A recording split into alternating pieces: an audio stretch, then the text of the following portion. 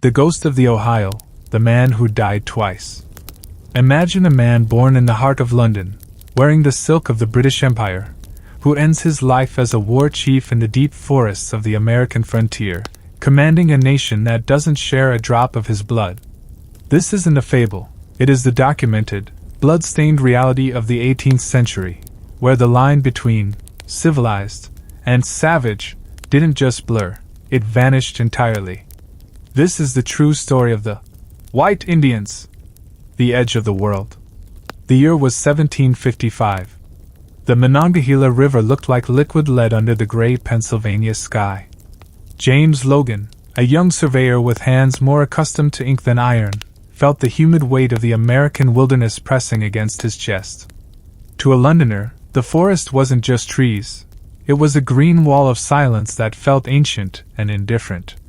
"Keep your flint dry, boy," grumbled Sergeant Miller, a man whose face looked like a topographic map of the colonies. "The French are the least of our worries. It's the shadows that move without wind that'll take your scalp." James didn't listen. He was obsessed with his maps. He believed that by drawing lines on paper, he was bringing order to chaos. He was wrong. The chaos was about to swallow him whole. The ambush happened at midday. It wasn't a roar. It was a whisper of arrows followed by the thunder of muskets. General Braddock's red-coated army, the pride of England, was being slaughtered by an invisible enemy. James saw Miller's head snap back, a feathered shaft protruding from his throat.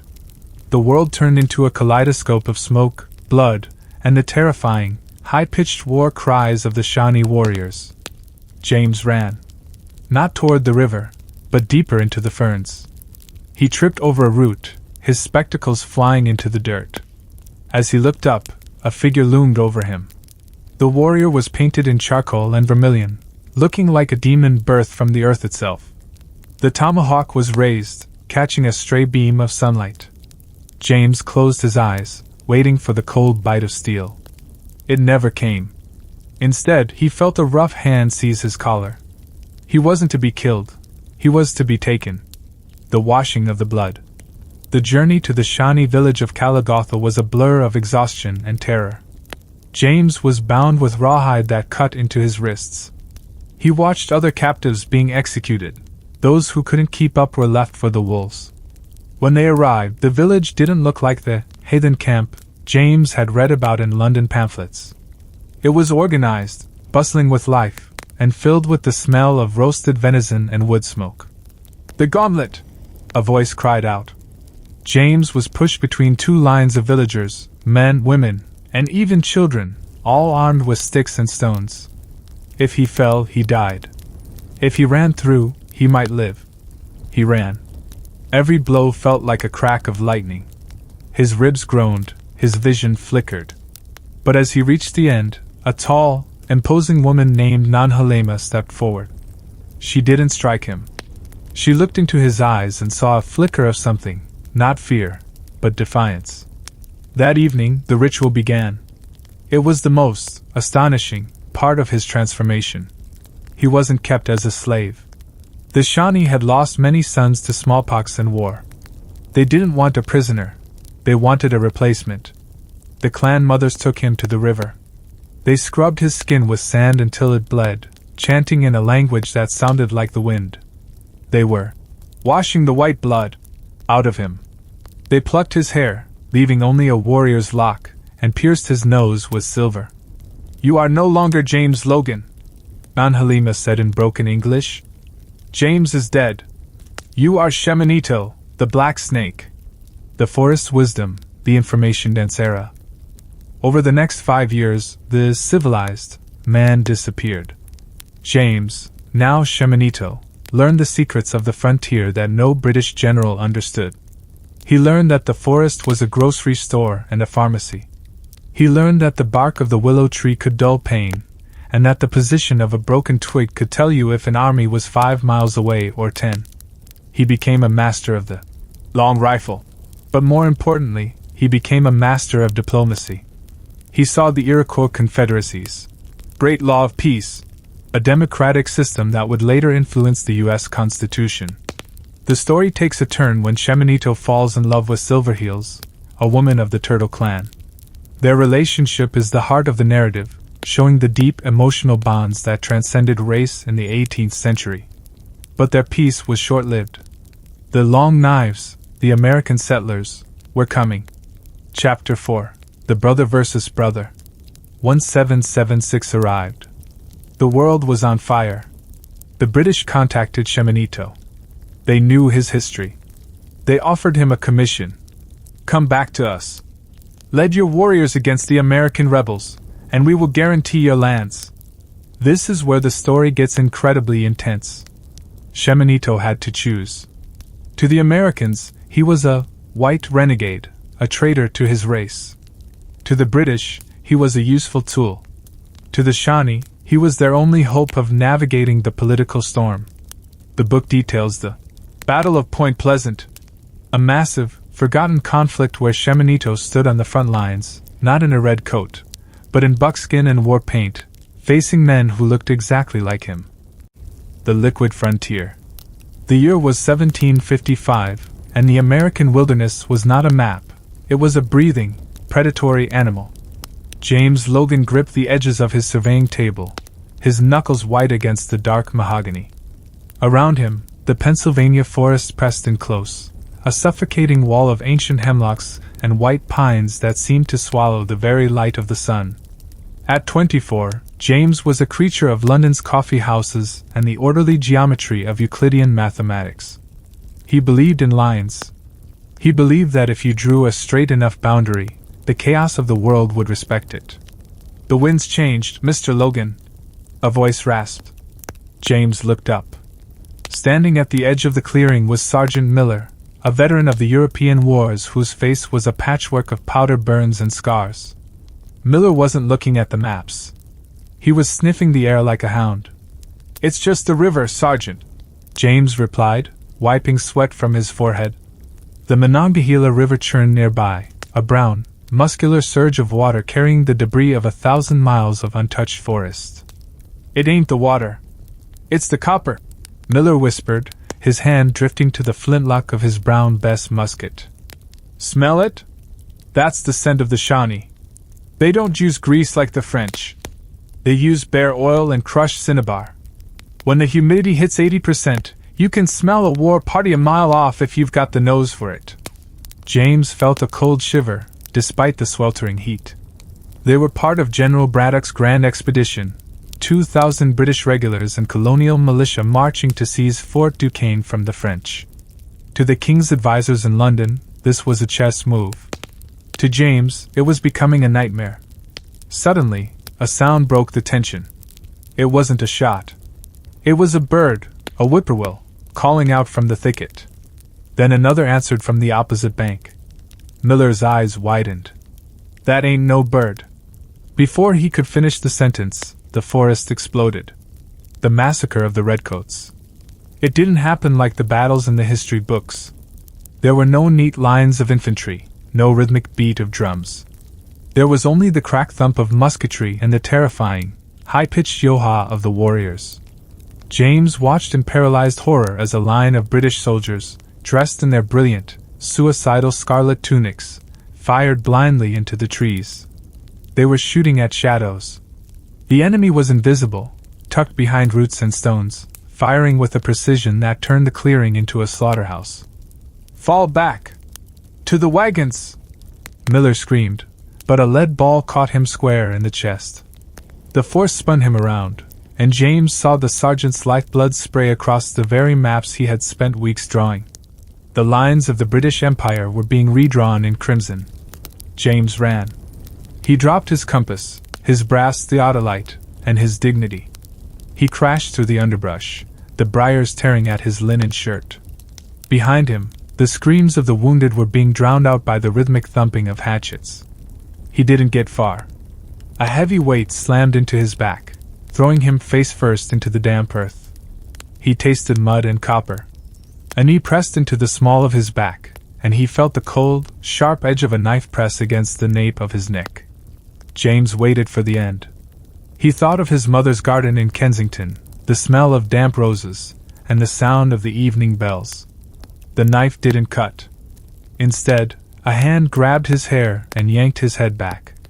James looked up into the eyes of a man who looked like he was made of the very earth itself. His face was tattooed with black lines representing the waves of the river, and his eyes were not filled with the mindless rage James expected. They were filled with a terrifying, cold intelligence. The warrior spoke a single word in a tongue James didn't know. Wando. Alive. The Gauntlet of Blood. The trek toward the Shawnee heartland lasted 14 days. James was bound at the neck with a rawhide slave halter, led like a beast behind a party of 12 warriors. He watched the transformation of his world. The wilderness he had feared was actually a highway to his captors. They knew every spring, every hollow log filled with honey, every trail hidden beneath the leaf mold. They moved with a silence that made James feel like a deaf, stumbling giant. They reached the village of Kalagotha as the sun was setting, casting long, bloody shadows across the central plaza. The entire village, hundreds of people, had gathered. "The Gauntlet," whispered a fellow captive, a colonial scout named Silas who had been taken 2 days after James. Silas was shaking. "If you make it to the council house door, they might keep you. If you fall, God help you." The warriors formed 2 long lines. They held clubs, sticks, and lengths of hickory. James was shoved to the start of the line. His spectacles were long gone, the world a blur of firelight and menacing shapes. "Run!" Silas screamed as he was pushed forward. Silas didn't make it 10 yards. A heavy blow from a wooden club snapped his collarbone, and as he fell, the crowd swarmed. James didn't look back. He ran with a desperate, primal energy he didn't know he possessed. A blow caught him in the ribs, sending a spike of agony through his lungs. Another struck his shoulder. He stumbled, his hand hitting the dirt, but the image of the tomahawk back at the river flashed in his mind. He scrambled up, dodging a swing from a young boy, and threw himself forward. He hit the heavy oak post of the council house with his shoulder, collapsing into the dust. He lay there, gasping for air, his vision swimming in red. Silence fell over the village. A pair of moccasined feet appeared in his field of vision. James looked up. It was a woman, tall and regal, wearing a tunic of fine white deerskin adorned with polished shells. This was Nanhalema, the Grenadier Squaw, a leader of the Shawnee who stood nearly 6.5 feet tall. She knelt beside him. She didn't look at him with pity. She looked at him the way a sculptor looks at a block of unworked stone. She turned to the warriors and spoke in a voice that commanded the wind itself. "This one has a strong shadow," she declared. "The white man James Logan is dead. The river will take his ghost. We will fill the empty space with a man." The ritual of the black snake. The next morning, James was taken to the river. But this was not the chaotic Monongahela. This was the Scioto, clear, cold, and sacred. The women of the clan of the Turtle took hold of him. They stripped him of his tattered British clothes, the last remnants of his old life. They led him into the waist-deep water. "Wash him!" Nanhalema commanded. They didn't just wash him, they scrubbed him. They used handfuls of sand and crushed soapwood, rubbing his skin until it was raw and bleeding. They were literally trying to rub the whiteness off him. It was a symbolic purging of his past, his king, and his religion. Then came the pain. A man named Cornstalk, the primary war chief, stepped forward with a needle made of a fish bone and a bowl of black soot mixed with bear grease. "To belong to the earth," Cornstalk said in a low rumble. "You must wear the earth." 4 hours, James endured the needle. They tattooed a series of undulating lines down his right arm, the symbol of the black snake, Shemeneto. They plucked his hair with mussel shells, leaving only a single lock at the crown, decorated with a single red feather. When they were finished, they dressed him in soft buckskin leggings and a breech clout. They hung a silver gorget around his neck, ironically, a piece of British trade silver. But here, it didn't signify the king. It signified his soul. Nanhalema handed him a wooden bowl of parched corn and maple sugar. "Eat, Shemeneto," she said. James took the bowl. His hands were shaking, but as he tasted the sweetness of the maple, a strange sensation washed over him. The fear that had been his constant companion for weeks began to recede, replaced by a cold, sharp clarity. He looked at his arm, at the black ink etched into his skin. He looked at the forest, and for the first time, he didn't see a wall. He saw a home. James Logan was indeed dead. And the black snake was hungry. The whisper of the woods. To the British, the forest was a maze. To the Shawnee, it was a library. 6 months had passed since the washing of the blood. Shemeneto, as James was now exclusively called, no longer felt the sting of the winter wind. He had learned that the secret to staying warm wasn't more clothes, but the right kind of grease. He smeared his body with a mixture of bear fat and pine resin, a second skin that trapped his body heat and masked his scent from the deer. His teacher was a man named Blackfish, a warrior whose eyes seemed to see through the very bark of the trees. "The white man walks like a wounded buffalo," Blackfish said one morning, watching Shemeneto stumble over a hidden root. "You heel strike. You break the world when you move. The forest hears you a mile away." The science of the silent step. Blackfish spent weeks teaching him the fox walk. It was a biomechanical shift. Instead of landing on his heel, Shemeneto had to land on the outside edge of the ball of his foot, feeling the ground for twigs before committing his weight. "When you walk right," Blackfish whispered, "the squirrels won't chatter. When the squirrels are quiet, the enemy is blind." But survival wasn't just movement, it was chemistry and botany. Shemeneto was forced to memorize the 3 sisters, corn, beans, and squash, and how they worked in a symbiotic nitrogen-fixing cycle that outperformed any European farming method he had seen. He learned that the jewelweed plant always grew near poison ivy, providing the cure right next to the curse. He learned to track not just by footprints, but by shining, the way light reflects differently off a blade of grass that has been stepped on versus one that is untouched. The encounter at the spring. By the moon of the long nights, December, Shemeneto was sent on his first solo hunt. He carried a bow made of seasoned hickory and a knife of French steel. He reached a hidden spring where the water never froze. As he crouched in the hemlock shadows, he saw her. She was not a warrior, but she carried a presence that made the forest seem to lean toward her. Her name was Wapanini, known to the traders as Silverheels. She was the daughter of a healer, and she was gathering the inner bark of the slippery elm. Shemeneto stepped out from the shadows. In his old life, he would have tipped a hat and bowed. Here, he simply raised a hand, palm outward, the universal sign of peace. "The black snake hunts early," she said. Her voice didn't have the harshness of the war camp. It sounded like water over smooth stones. She spoke a dialect of the Algonquian language that Shemeneto was finally beginning to master. "The belly doesn't know the time," he replied, his accent thick but his meaning clear. She looked at him, really looked at him. She didn't see a white man, in costume. She saw the scars from the gauntlet, the way he held his bow, and the stillness in his eyes. "You have the ink of my people," she said, touching the snake tattoo on his arm. Her fingers were cold, but her touch felt like fire. "But your heart still beats with the rhythm of the great water across the sea. You are a bridge, Shemeneto. Bridges are dangerous. Everyone walks on them." She handed him a small pouch of dried venison mixed with berries and fat, pemmican. It was the ultimate survival food, calorie-dense and capable of lasting for years. "Eat this when the hunger makes you forget who you are," she warned.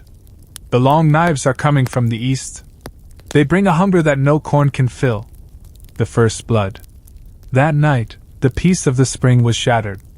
As Shemeneto made his way back to the village, he found a trail that didn't belong. It wasn't the light print of a Shawnee moccasin. It was the heavy, chaotic trample of iron-shod boots. Settlers. Landseekers. He followed the trail to a small clearing. 3 men, Virginians by the look of their hats, were hacking at a sacred grove of maple trees. They weren't hunting for food, they were tomahawk improving the land. They were carving their initials into the bark, a crude legal claim recognized by the British courts, but a declaration of war to the Shawnee. Shemeneto felt a rage he had never known in London. These were his biological kin, yet they looked like monsters. They were destroying a delicate balance for the sake of ownership. He notched an arrow. His fingers, once used to holding delicate surveying pens, were now calloused and hard. "This is not your land," he whispered in English, the words feeling heavy and foreign in his mouth. The settlers spun around, rifles raised. They saw a savage, painted in black and vermilion. They didn't see James Logan. They saw an obstacle. Crack. A lead ball whizzed past Shemeneto's ear, splintering a pine branch. In that moment, the last thread connecting him to his old life snapped. He released the string. The hickory bough groaned, and the arrow found its mark in the lead settler's thigh. As the man screamed, Shemeneto didn't stay to fight. He vanished into the undergrowth, using the fox walk he had practiced for months. He was a ghost in the trees. When he returned to the village and told Cornstalk what he had seen, the war chief didn't smile. He looked at the horizon, where the smoke of settler fires was beginning to stain the sky. "The War of the Lines has begun," Cornstalk said. "You drew the maps for them once, Shemeneto. Now you must help us burn them." The thunder of the long knives. By the summer of 1774, the name James Logan was nothing more than a faint echo in a dead man's memory. In the taverns of Virginia, however, a new legend was growing, the legend of the White Ghost of the Scioto. Rumors spread among the frontiersmen of a Shawnee War Chief who spoke perfect English, who fought with the tactical precision of a British officer but the invisibility of a panther. The air in the Ohio Valley was thick, not just with the humidity of July, but with the smell of impending blood. The Virginian governor, Lord Dunmore, had raised an army of 3,000 men. Their goal, to crush the Shawnee once and for all and open the dark and bloody ground of Kentucky for settlement. The War Council. The great council fire at Calagatha burned high, casting dancing, orange shadows against the bark walls of the longhouse. "They come like the locusts," Cornstalk declared, his voice vibrating with a grim resonance. "They do not come for furs. They do not come for trade. They come for the dirt beneath our feet." Shemeneto sat among the elders. He was now 33 years old. His skin was bronzed and scarred, his eyes sharp and restless. Beside him sat Silverheels. She had become his wife 3 winters ago, and her influence was the only thing that kept his civilized temper in check. "I know these men," Shemeneto spoke, and the council fell silent. "They are led by Andrew Lewis. He does not fight like Braddock. He has learned from us. He will move in columns, yes, but he will keep scouts on his flanks. If we meet them in the open, we will be mowed down by their sheer numbers." "Then what does the Black Snake suggest?" asked Blue Jacket, a young, fiery warrior who would one day become a legend himself. "We strike them at the crossing," Shemeneto said, pointing to a map drawn not on paper, but in the dirt with a feathered stick. "Point Pleasant, where the Kanawha meets the Ohio. If we catch them with the river at their backs, their numbers will become their trap." The Battle of Point Pleasant. The march to the Ohio was a grueling test of endurance. Shemeneto led the scouting party, moving 40 miles a day through terrain that would have killed a regular soldier. On the morning of October 10, 1774, the mist hung so thick over the Ohio River that you couldn't see your own hand. Shemeneto crept through the wet grass, his heart drumming against his ribs. Through the fog, he heard it, the metallic clink of a cooking pot. He signaled to his men. 2 fingers up, wait. Suddenly, the mist tore open. A young Virginian sentry, barely 18, stumbled right into Shemeneto's path. The boy's eyes went wide. He saw a man who looked like a nightmare, painted in the black of death and the red of war, but whose eyes were a startling, familiar blue. "God save!" The boy started. Shemeneto didn't hesitate. To hesitate was to die. He swung his pipe tomahawk, the steel head whistling through the air. The boy fell without a sound. Shemeneto felt a sickening jolt in his stomach. He had just killed someone who could have been his younger brother. "Don't look at his face," he whispered to himself. "He is not a man. He is a lion on a map." Then, the world turned into thunder. The Battle of Point Pleasant was one of the most intensely personal conflicts in American history. It was hand to hand, tree to tree. For 12 hours, the forest screamed. Shemeneto found himself directing the Shawnee lines, using the enveloping horn, tactic he had adapted from both Roman history and indigenous hunting patterns. He saw the Virginians falter. He saw the terror in their eyes as they realized the savages were outmaneuvering them.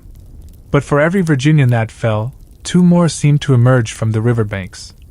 The bitter peace. As the sun began to set, the Shawnee were forced to withdraw. It wasn't a defeat, but it wasn't the victory they needed. The cost was staggering. Cornstalk's son was dead. Many of Shemeneto's closest friends were gone. But the most astonishing moment came after the battle. Under a flag of truce, Shemeneto accompanied Cornstalk to Lord Dunmore's camp to negotiate. As they walked through the rows of white canvas tents, the Virginian soldiers hissed and cursed. "Renegade!" one shouted. "Race traitor!" Shemeneto stopped in front of a group of officers. One of them, a man with a powdered wig and a refined air, stared at him in disbelief. "James? James Logan?" It was William Crawford, a man James had surveyed with back in Pennsylvania nearly 20 years ago. Shemeneto didn't blink. He stood tall, his arms crossed over his tattooed chest. He spoke in the most refined, aristocratic London English he could muster, shocking every man in the camp. "Captain Crawford," Shemeneto said, his voice cold as a winter stream. "You are mistaken. James Logan died in the Monongahela mud. I am Shemeneto. And you are trespassing on my home. I suggest you take your civilization and your bayonets and return to the sea, before the forest decides it has had enough of your blood." The officers were stunned into silence. They realized then that they weren't just fighting a tribe. They were fighting a man who knew their secrets, their language, and their weaknesses. As Shemeneto walked away, he felt Silverheel's hand in his. "The bridge is burning," she whispered. "Let it burn," he replied. "The fire will show us the way." The spy in the buckskin coat. The year was 1777, the year of the Bloody Sevens. The American Revolution had reached a fever pitch. In the East, George Washington was fighting a formal war of attrition. But in the West, the war was a chaotic, intimate nightmare. The British, desperate to pin down American forces, began sending Indian agents from Detroit to the Shawnee villages, carrying chests of gold and promises of a permanent border. One afternoon, a man arrived at Kalagotha who looked like a ghost from Shemeneto's previous life. His name was Colonel Henry Hamilton, known to the Americans as the Hair Buyer, because of the bounties he allegedly placed on scalps. Hamilton stood in the center of the village, his red uniform clashing violently with the organic greens and browns of the forest. He sought one man, the London-born Shawnee, the British Gambit. "Mr. Logan," Hamilton began, standing inside Shemeneto's cabin. He looked with thinly veiled disgust at the dried herbs, the pelts, and the woman, Silverheels, who sat quietly in the corner. "There is no Logan here," Shemeneto replied, not looking up from the flint he was napping. "The Crown has a long memory," Hamilton continued, ignoring the rebuff. "You were a surveyor. You know the terrain better than any man alive. The rebels, these Americans, are a plague. If they win, they will swarm over these mountains like locusts. They don't want to trade, they want to own. The king, however, wants a buffer. Work for us. Be our eyes. Tell us where the rebel militias are gathering at Fort Pitt." Shemeneto paused. He saw the logic. The British were a distant threat, interested in fur and taxes. The Americans were an existential threat, interested in the soil itself. "And if I do?" Shemeneto asked. "You will be restored," Hamilton said, leaning in. "A manor in England. A pension. Your wife can come too, though she'd have to be taught." Silverheel's eyes flashed like dark flint. but she remained silent. The game of shadows. Shemeneto agreed, but not for the manner. He agreed because he realized that to save his people, he had to control the flow of information. He became a double ghost. For the next 6 months, Shemeneto traveled between the British outposts and the American frontier settlements. It was a high-stakes psychological game. He would provide the British with enough information to keep their gold flowing, telling them of empty supply depots, but he would secretly warn the American settlers of incoming raids if he felt women and children were at risk. He was a man belonging to 3 worlds and yet none of them. One evening, he entered Fort Pitt under a flag of truce, dressed in a mix of British silk and Shawnee buckskin. He was brought before a young American officer, a man named George Rogers Clark. Clark was different from the others. He didn't look at Shemeneto with hatred, but with a terrifyingly familiar ambition. "You're the one they talk about," Clark said, pouring a glass of cheap rye whiskey. "The man who speaks like a lord and kills like a ghost. Tell me, Logan, or whatever you call yourself, why do you stay with them? You know we're going to win. We have the numbers. We have the hunger. You have the hunger." Shemeneto agreed, refusing to drink. "But you don't have the roots. You see a forest and you think of timber. We see a forest and we see our mother. You cannot defeat a man who is fighting for his mother." The Triple Cross. The tension broke when Shemeneto discovered Hamilton's true plan, a massive, coordinated strike involving 5 different tribes to burn every settlement in the Kentucky Territory. Shemeneto was torn. If the strike succeeded, the Americans might be pushed back for a generation. But he knew that such a massacre would bring an army so large the Shawnee would be erased from history. He decided to sabotage the mission from within. During a night scout near the Licking River, Shemeneto, accidentally, allowed himself to be seen by an American patrol. He left a trail of signs, broken branches and specific moccasin prints that led the Americans away from their vulnerable fort and into a defensive position. But he was being watched. Blue Jacket, the young Shawnee warrior who had always doubted Shemeneto's loyalty, had followed him. In the silver light of a crescent moon, Blue Jacket stepped out from behind a massive sycamore tree. "The snake has 2 tongues," Blue Jacket whispered, his knife unsheathed. "One for his brothers, and one for the long knives." Shemeneto dropped his rifle. He knew he couldn't kill Blue Jacket.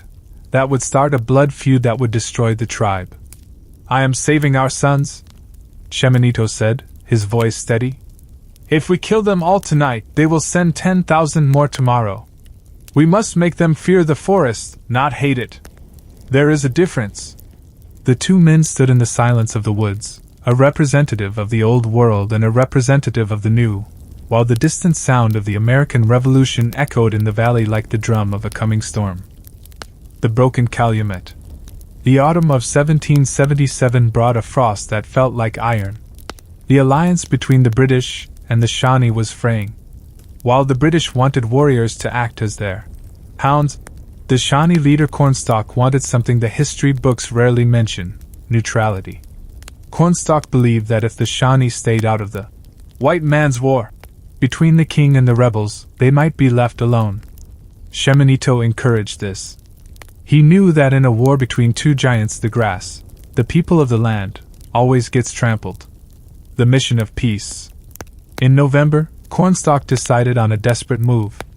He would go to the American fort at Point Pleasant, the very site of the bloody battle 3 years prior, not to fight, but to talk. "Do not go," Shemeneto warned as they stood by the banks of the Ohio. "I know the hearts of these frontiersmen. They do not see a diplomat. They see a scalp. If I do not go," Cornstalk replied, his face etched with the weariness of a man carrying a nation on his shoulders, "the long knives will use our silence as an excuse to burn our corn. I must show them we are not the king's puppets." Shemeneto, Cornstalk, and his son Elenipsico arrived at Fort Randolph, Point Pleasant, under a flag of truce. The American commander, Captain Arbuckle, received them with cautious respect. For several days they sat in the commander's quarters, discussing boundaries. Shemeneto acted as the interpreter, his refined English surprising the raw, unwashed militiamen who guarded the doors. The spark in the powder keg. The tragedy began with a single shot. Across the river, 2 American soldiers had gone hunting. One of them was killed by a stray scouting party of renegade Mingo warriors, not Shawnee. When the surviving soldier dragged his comrade's body back to the fort, the militia erupted in a blind, racist fury. They didn't care who had fired the shot. They only knew that Indians were inside the fort. "Kill them! Kill the Red Devils!" the mob screamed. Shemeneto heard the roar of the crowd before he saw them. He stood at the door of the cabin, his hand on his knife. Captain Arbuckle tried to stop his men, but the militia, men who had lost brothers and fathers to the forest, were beyond orders. "James, get back!" Arbuckle shouted, using Shemeneto's old name. The door was kicked open. A group of men led by a man named Rock pushed their way in, rifles leveled. Cornstalk stood up. He didn't reach for his weapon. He stood with the dignity of an emperor. He turned to his son, Elenipsico, and said, "My son, the Great Spirit has seen fit that we should die here together." The execution. The room exploded in gunfire. Cornstalk fell first, struck by 8 Lee balls. Elenipsico followed. Shemeneto lunged forward, not to kill, but to shield the fallen chief. But a militiaman swung a musket catching Shemeneto across the temple. As he spiraled into darkness, the last thing he saw was the civilized Americans hacking at the bodies of the men who had come to offer peace. The resurrection of rage. Shemeneto woke up 3 days later in a damp cellar. His head throbbed, and his vision was blurred. Arbuckle had hidden him there to save him from the mob, recognizing that a white Indian with connections to London was too valuable to be murdered by drunken scouts. When Arbuckle entered the cellar, he found Shemeneto sitting in the corner. The blue in his eyes had turned into something cold and metallic. "I'm sorry, Logan," Arbuckle whispered. "It was out of my hands. The men, they lost their minds." Shemeneto stood up slowly. He didn't look like a surveyor anymore. He didn't even look like a bridge. "You call this a war for liberty?" Shemeneto's voice was a low, terrifying hiss. "You speak of rights and tyranny while you murder ambassadors in their sleep. You are not building a new world, Arbuckle. You are building a graveyard. We can still protect you," Arbuckle said. "We can send you back to Philadelphia. You can be James Logan again." Shemeneto walked toward the light of the cellar door. "James Logan died at the Monongahela. You just murdered the only part of me that still believed in your world." That night, Shemeneto escaped. He swam the freezing Ohio River, the ice-chilled water numbing his skin but fueling the fire in his heart. When he returned to Kalagotha, he didn't say a word. He walked to the center of the village, took his English-made surveying tools, and threw them into the great council fire. The village was in mourning, but as the tools melted, the mourning turned into a war cry. Blue Jacket stepped forward, placing a hand on Shemeneto's shoulder. "No," Blue Jacket said. "The snake has only one tongue, and it is made of fire," Shemeneto replied. The architect of shadows.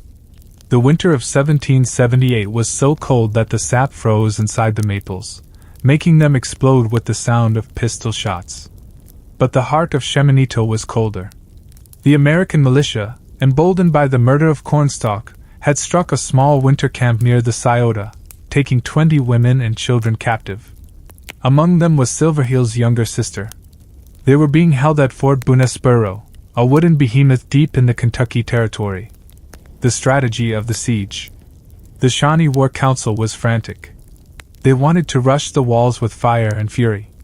Shemeneto stood, his face painted in the black ash of mourning.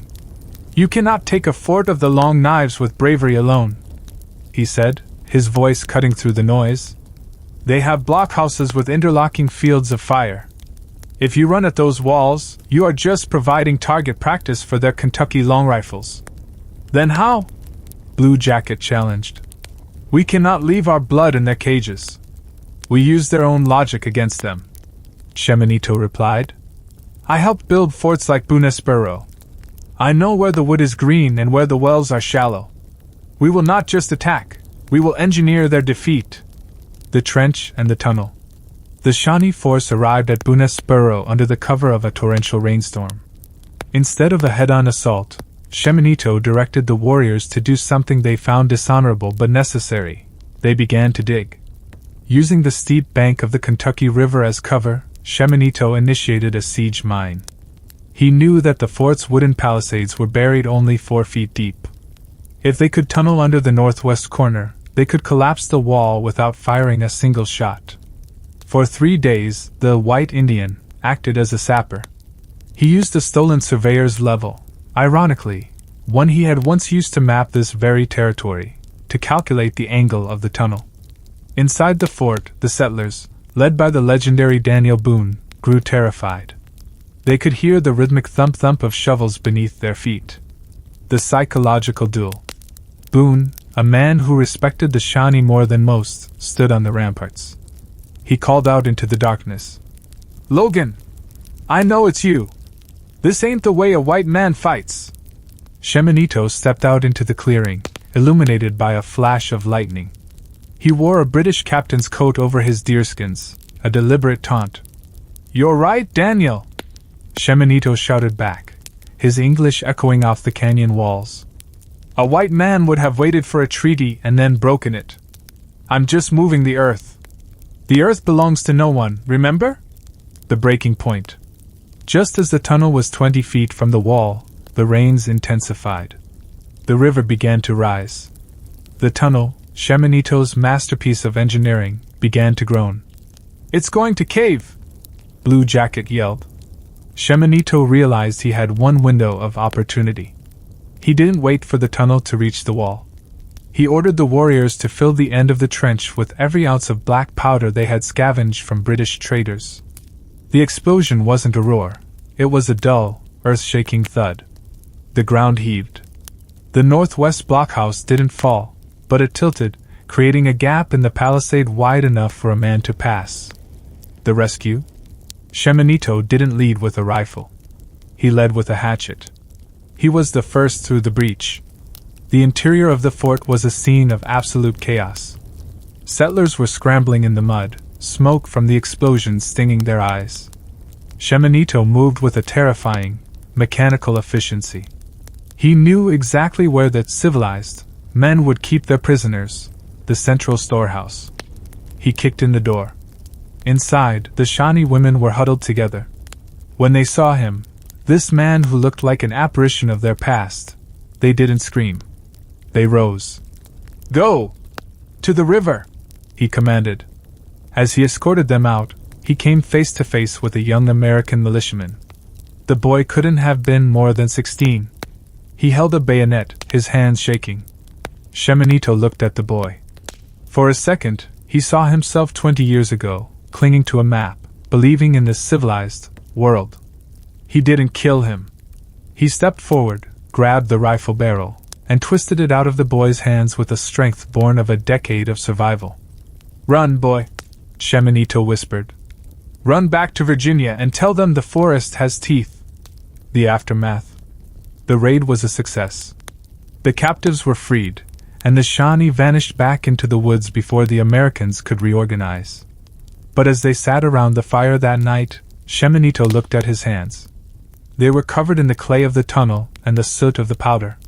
He realized he had used European engineering to win a savage victory. He was no longer a bridge, he was a weapon.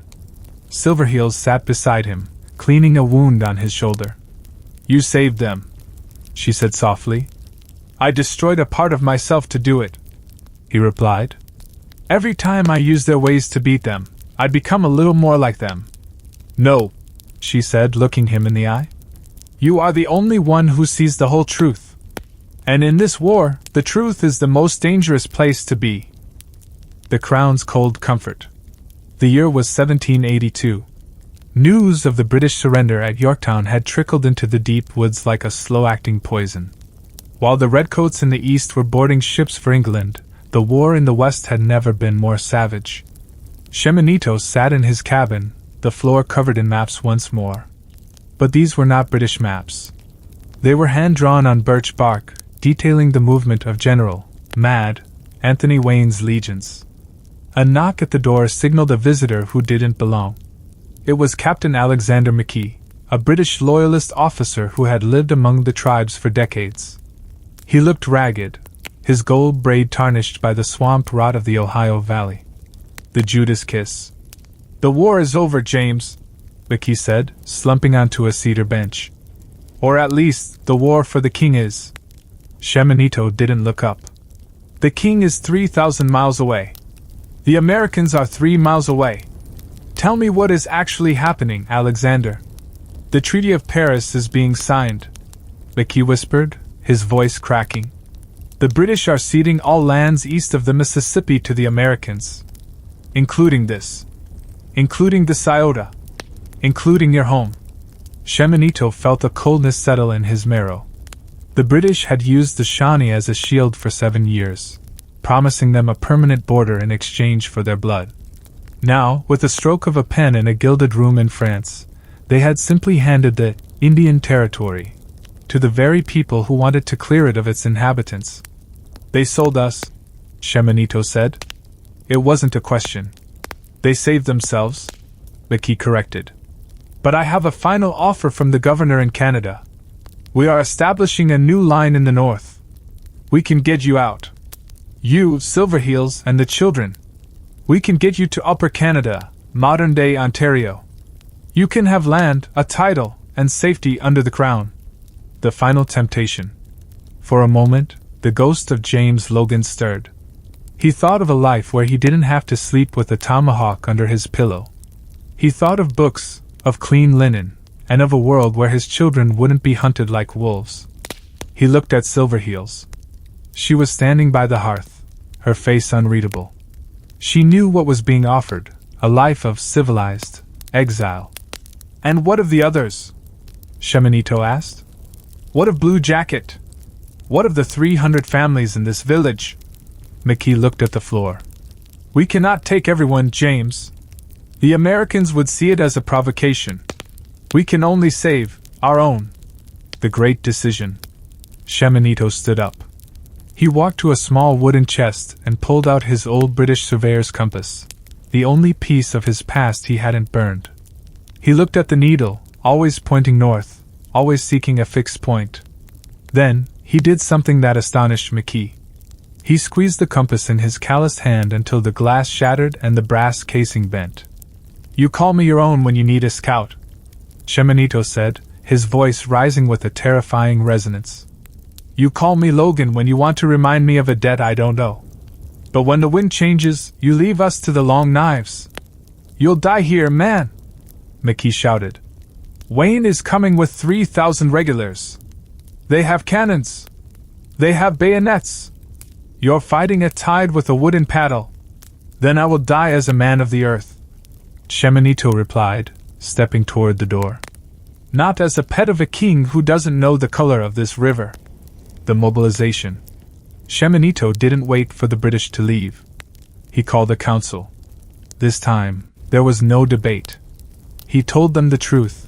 The British had abandoned them. They were alone. But instead of despair, a grim resolve took hold. Shemeneto began to organize a scorched earth defense. He used his knowledge of military logistics to create a network of supply caches hidden in the karst caves of the region. He designed a mobile village system, allowing the Shawnee to move their entire population in under 4 hours. As the British flags were lowered at the nearby outposts, Shemeneto stood on a high ridge overlooking the valley. He saw the smoke of the American campfires on the horizon. They were coming, fueled by the victory at Yorktown and the hunger for the West. Blue Jacket climbed the ridge and stood beside him. "The redcoats are gone," Blue Jacket said. "Good," Shemeneto replied. "Now there is no one left to betray us but ourselves." He looked down at his shattered compass. He didn't need a needle to tell him where he was going. He was staying exactly where he was, at the center of the storm. The broken forest. The year was 1794. The American frontier had become a pressure cooker. President George Washington, frustrated by years of defeat at the hands of the Western Confederacy, had sent his hammer general, Mad Anthony Wayne. Wayne was unlike any officer Shemeneto had ever faced. He didn't march to the beat of drums. He marched with a cold, mechanical discipline. He spent 2 years training his Legion of the United States, specifically to fight in the woods. The gathering storm. Shemeneto stood at the center of the Confederated camp near the Maumee River. There were nearly 1,500 warriors there, Shawnee, Delaware, Ottawa, and Wyandot. They were hungry, tired, and abandoned by their former British allies. "They are coming with the bayonet," Shemeneto warned the council. "Wayne knows we wait for the first shot to vanish. He will not wait. He will charge. He wants to pin us against the fallen trees." A massive tornado had recently ripped through the valley, toppling thousands of ancient oaks. This area, known as Fallen Timbers, provided a natural fortress of twisted wood and jagged branches. It was a perfect place for an ambush, or so it seemed. The Battle of Fallen Timbers. On August 20th, the heat was so thick it felt like breathing soup. Shemeneto lay behind a massive, uprooted white oak. He checked his rifle, a short-barreled Jaeger he had taken from a Hessian mercenary years ago. Suddenly, the woods erupted. Not with the scattered fire of militia, but with the rhythmic, terrifying thunder of a professional army. "Legion, advance!" Through the smoke, Shemeneto saw them, a wall of blue coats and gleaming steel. They weren't stopping to reload. They were sprinting through the fallen logs, using their bayonets to flush the warriors out of the shadows. "Hold the line!" Shemeneto screamed in the Shawnee tongue. "Do not let them turn the flank!" He fired, dropping a sergeant in the first rank. But for every man who fell, another stepped forward. This was the Enlightenment, war machine he had once belonged to, now perfected and turned against his home. The fighting became a blur of red and gray. Shemeneto found himself in a hand-to-hand struggle with a young American corporal. The two men rolled over a mossy log, their fingers clawing for each other's throats. As Shemeneto drew his knife, he looked into the corporal's eyes. They were blue. Just like his. Just like the son he had left behind in London 39 years ago. For a split second, the white Indian hesitated. That second was nearly his last. The corporal swung a heavy pistol, grazing Shemeneto's temple. Before the soldier could fire, Blue Jacket appeared, driving the man back with a war club. "The day is lost!" Blue Jacket shouted over the roar. "The British have locked the gates of Fort Miami. They won't let us in!" The final betrayal. The retreating warriors fled toward the nearby British fort, expecting the gates to open and the cannons to protect them. Shemeneto arrived at the gates, blood streaming down his face, carrying a wounded young warrior on his back. "Open the gates!" he roared in his most commanding London accent. "In the name of the king you serve, open the gates!" The British soldiers on the ramparts looked down with hollow eyes. Their orders were clear: do not start a war with the United States. They stood silent as their allies, the men who had fought their wars for decades, were left to be slaughtered by Wayne's cavalry just outside the walls. Shemeneto slumped against the closed wooden gate. He laughed, a dry, hacking sound. "Now do you see, Blue Jacket?" he whispered. "To them, we are just the dirt they walk on. British or American, it's all the same map." The epilogue, the ghost in the clearing. Shemeneto did not die at Fallen Timbers. He survived the subsequent Treaty of Greenville, where the Shawnee were forced to give up most of Ohio. But he did not sign the treaty. He refused to put a mark on a paper that turned his mother into a commodity.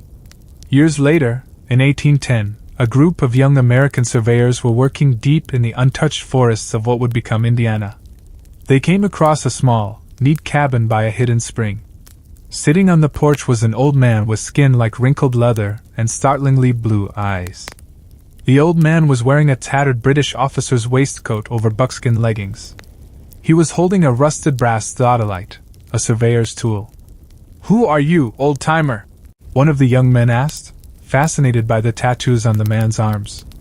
The old man looked at the young surveyors, then at their maps. He saw the lines they were drawing, the grids that would eventually become cities, highways, and fences. "I am the man who knew the world before you broke it into pieces," the old man said in perfect, aristocratic English. He stood up, walked into the woods, and vanished. He didn't leave a footprint. He didn't leave a name. He left only the whisper of the woods, a reminder that once there was a man who tried to be a bridge, only to find that the only way to truly belong to the land was to become a ghost.